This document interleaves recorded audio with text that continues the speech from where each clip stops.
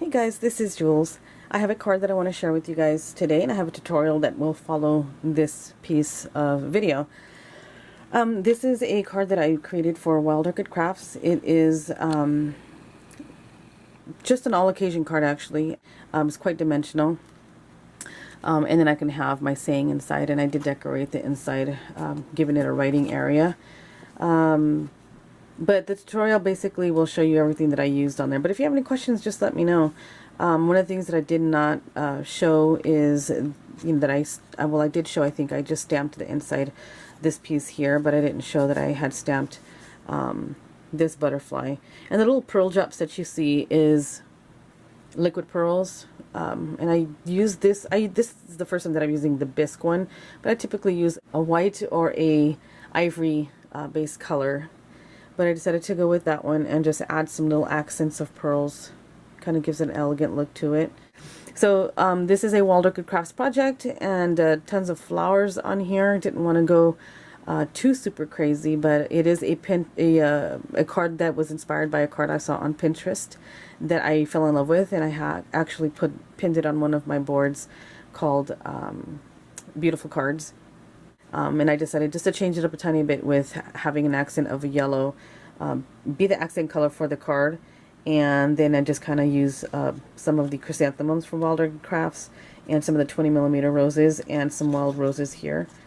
And kind of giving it just a variety of a nice bushel here with some cheesecloth back there. And I just added these corners with the same liquid pearls. So really easy, simple card. I hope you guys enjoy it, and here comes the tutorial. I'm going to start with a pre-scored card. I'm just writing down the size of it there, and using some beautiful peon paper. This is from Grandma's School Book.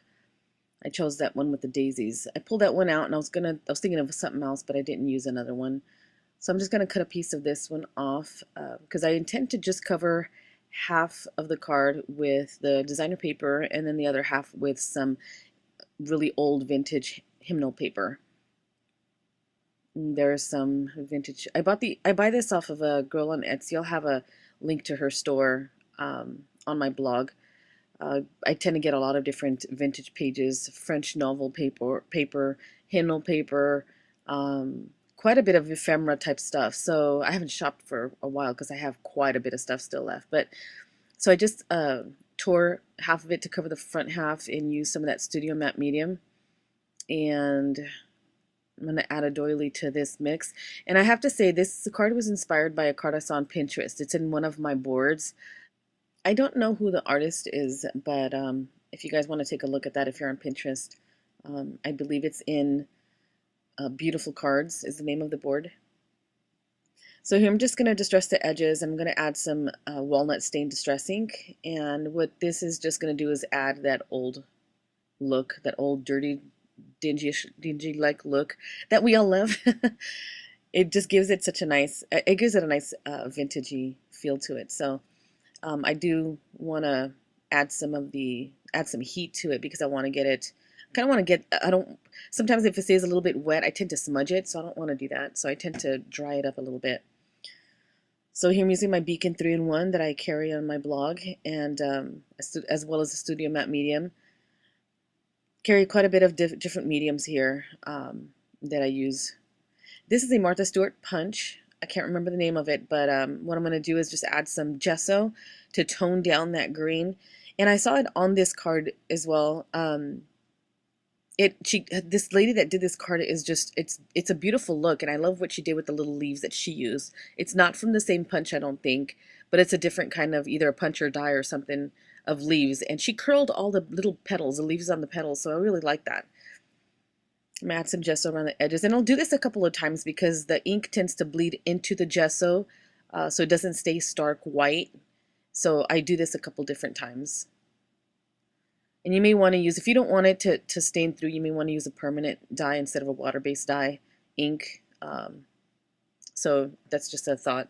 Some cheesecloth, and my awesome glue gun has not ever failed me. And my glue gun spatula from the glue gun kits that I carry on my blog as well. So I'm going to use a stylus, and I'm just going to do this technique that I've done before. If you have followed me in the past, you know that I do this technique on some flowers and things in the past. So this is just curling. This is the look that I saw her do. It looked like she curled it, so I really enjoyed doing this. So I did it on Ivory, and you can just run the stylus tip over it or just push it down and it'll just bend it up. So however's easier for you if you have a stylus.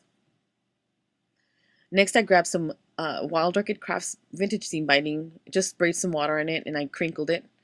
And to kind of keep the crinkle, I set it with my dryer, my heat tool.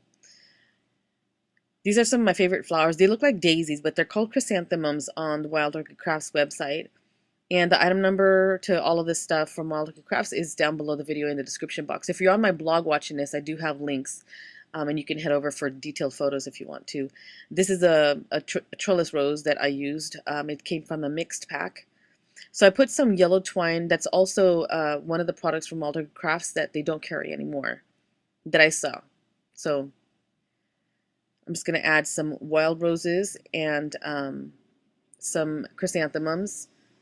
And just kind of go up the seam, I guess, where the two papers meet.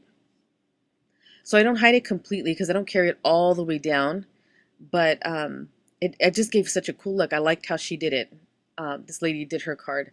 So I just kind of followed suit, but I used my own flowers. She just used roses, and I wanted to use a variety of them with some cheesecloth. And so yeah, and it's so easy for me to use this little spatula tool to add my little leaves. I just took them all the way around, and they kind of gave a little bit more of a dimensional look to the card. So I really liked that. So I'm almost done here. So that's basically the front of the card. I'm going to add a couple of things in a second. So I needed just a couple more roses. So I think I added 3, either the 15 or the 20 millimeter. I think it's 20 millimeter open roses. So I'm just going to randomly add them in a couple different spots. And I also used a couple of plastic buttons that I had in my stash. I believe they're Jenny Boland's brand. So on the inside, I also wanted to decorate it. So I jumped the gun and I just grabbed a piece here, distressed the edges. Also did the inking to it, and I added to the inside. And later on, I had an afterthought of stamping it, which I should have done before adding it to the card, but it's okay. It came out fine. I really like how it looks. So I'm gonna go ahead and distress the edges and make it look like the front cover kind of. So this is just the other side of that daisy flower pattern paper on the front cover there. So this is a couple pieces, die cut pieces, or pieces that I can cut out, some just fussy cut real quick. A yellow butterfly and a little stamp with the little, I think it's a duckling that's on it, but they're both yellow, and I wanted to just bring out the yellow from the daisies on the cover of that paper. So just distressing it. I use my scissors, I use my craft knife to distress the edges of the butterfly, and then ink it just to kind of give it a good frame and make it pop a little bit. And here's that little stamp, the little duckling on it.